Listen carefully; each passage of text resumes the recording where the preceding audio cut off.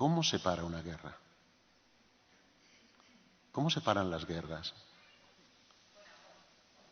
Sí, podemos hablar y hablar y hablar y sí, de acuerdo, pero cuando en AIPAD, en la Autónoma, en el Instituto de Mospaz, analizamos los múltiples conflictos y múltiples guerras, o han acabado militarmente, que no, lo ha dicho Ana, paz por medios pacíficos.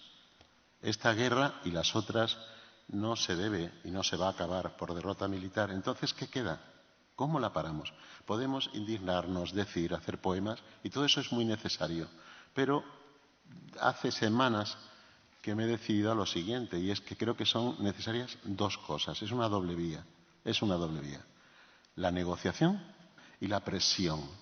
En este sentido, la presión de los gobiernos va mal, sí a ciertos paquetes de medidas contra Rusia o contra la posición del gobierno ruso, sí. De ninguna manera la tendencia actual de presionar mandando armas y armas y armas ofensivas, etcétera. Ese no es el mecanismo para parar la guerra. La guerra no se para con más armas. Entonces, ¿cómo se para la guerra? Los gobiernos tienen que presionarse, tienen que sentar a la mesa, tenemos que exigir negociación. Y en este sentido es decisivo, clave, la movilización ciudadana, que es para lo que estamos aquí. Entiendo a Juan y su desesperanza, y yo me pregunto, ¿qué vamos a ser capaces de hacer? Por eso mi reflexión es brevemente enumeraros algunos puntos que considero clave, ¿no? Primero, hay que exigir a las instituciones, sobre todo a Naciones Unidas, que cumpla su papel. No hay gobierno mundial y tiene que haberlo, lo ha dicho Federico. Multilateralismo democrático. Tenemos que exigir que cumpla la Carta de las Naciones Unidas, sobre todo el capítulo 4, que está obligada las Naciones Unidas a convocar mesas de negociación para el cese de las hostilidades, para el retorno de los refugiados, para el retorno de los desplazados, para ver los crímenes de guerra, para reconstruir Ucrania y así con todas las demás. Hay que convocar y no hay nada en el panorama en esta línea, sino que estamos en plena escalada. Entonces, mi reflexión es, creo que ahí nos podemos inspirar mucho, y voy ya cerrando la intervención, las sugerencias que quiero hacer son, creo y estoy seguro, convencido, de que podemos hacer mucho si hay unidad, si hay movilización ciudadana. ¿Qué es la ciudadanía? ¿Por qué las guerras nos permiten avanzar en la ciudadanía global? La ciudadanía es 5 cosas y creo que las debemos tener en cuenta en la movilización que iniciamos o que tenemos que agrupar a todas las que ya hay. En primer lugar, es el ejercicio de los derechos. Tenemos que denunciar la violación del derecho internacional. Tenemos que denunciar las violaciones del derecho humanitario. Tenemos que centrarnos en los derechos de las víctimas. Tenemos que defender la vida, el derecho a la vida. Tenemos que defender el derecho a la defensa. Hay mucho que hacer en el ejercicio de los derechos. La ciudadanía es mucho más que el ejercicio de los derechos. La ciudadanía democrática, local, nacional, europea, mundial, exige el cumplimiento de los deberes. Decía Federico antes, deber de memoria. Y Federico también nos ha dicho, cuidado con el delito de silencio. Estamos aquí cumpliendo un deber, cumpliendo una responsabilidad. Tenemos que hacer un movimiento de ética de la corresponsabilidad. Hay que exigir a todos los actores que cumplan su papel.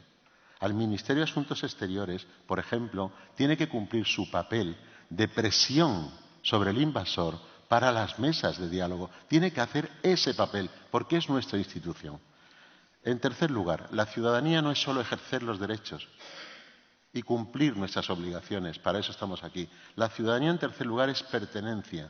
Somos titulares de derechos y deberes porque pertenecemos a algo.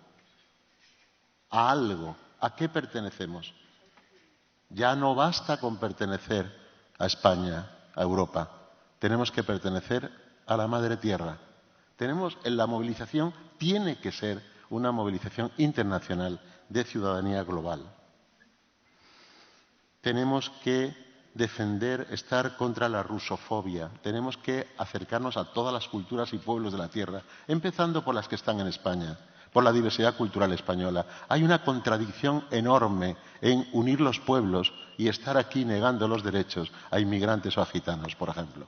Vivan las culturas, vivan todos los pueblos de la tierra, como se acaba de plantear. Tenemos que levantar esta bandera de pertenencia global. Cuarto, el punto débil de la ciudadanía es que esa titularidad de derechos y deberes y esa pertenencia común lo es solo desde el siglo XVIII, por lo menos, en la tradición occidental, porque hay instituciones legales, legítimas, ODS 16, Objetivo de Desarrollo.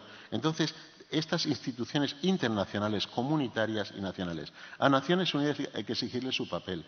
A Europa hay que exigirle que actúe como Europa, no como filial de la OTAN, sino con voz propia, como Europa. Allá la OTAN, porque eso es una alianza militar, pero Europa es una supranacionalidad con una ciudadanía europea y con una Carta de Derechos y tiene que hablar fuerte. Señor Borrell, tiene que hablar como Europa siempre, siempre. También habrá que hacer cuestiones que tengan que ver con la alianza militar. Pero Europa, el gobierno español, hay que presionar, como ha dicho Ana, España tiene que dar presupuesto para las acciones de paz. Se están desarrollando múltiples acciones de paz. Finánciese de ese presupuesto a la paz. Y yo me creeré entonces que es mi gobierno democrático. Y finalmente, la clave de la ciudadanía, y acabo, derechos, obligaciones, pertenencia, institucionalidad democrática, es la participación. Objetivo de Desarrollo Sostenible 17. Hacen falta nuevas alianzas en el mundo. Aquí yo lo que quería plantear es si vamos a saber ser ejemplo en esta plataforma y en todas las que haya, de ser nosotros lo que pedimos para el mundo. Es necesario unidad en la diversidad. Yo estos meses no hacemos más que discutir y hablar. Yo lo que pido es, por favor, que nos convenzamos que la cuestión no es quién tiene razón, sino qué podemos hacer juntos. Y para eso hace falta decir, esto se puede ver de muchas formas.